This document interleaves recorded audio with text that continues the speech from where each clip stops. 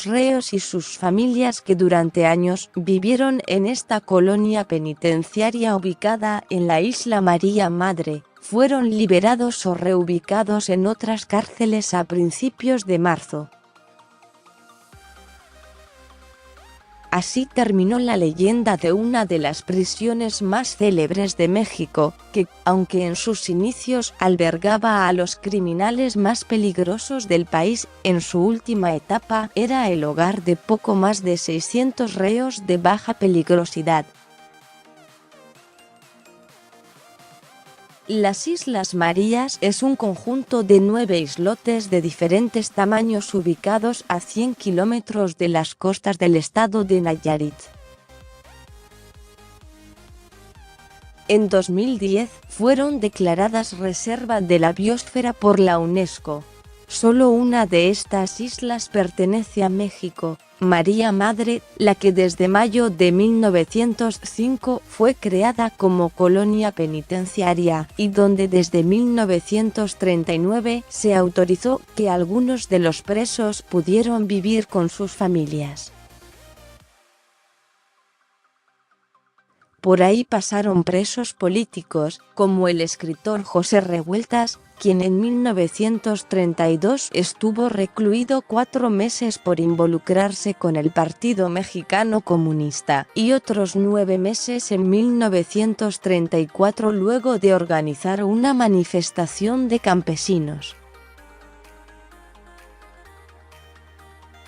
También fue la prisión de Concepción Acevedo de la Yata o la Madre Conchita, acusada de ser cómplice del asesinato del expresidente mexicano Álvaro Obregón. Otros presos famosos fueron José Ortiz Muñoz el Sapo, acusado de 135 asesinatos entre los años 1920 y 1940, era líder de una banda que se dedicaba a matar, asaltar y violar. Fue asesinado a machetazos por otros reos. También sobresale Jorge Hernández el Guamas, quien fue el prisionero que más tiempo pasó en las Islas Marías, al estar preso de 1986 a 2015.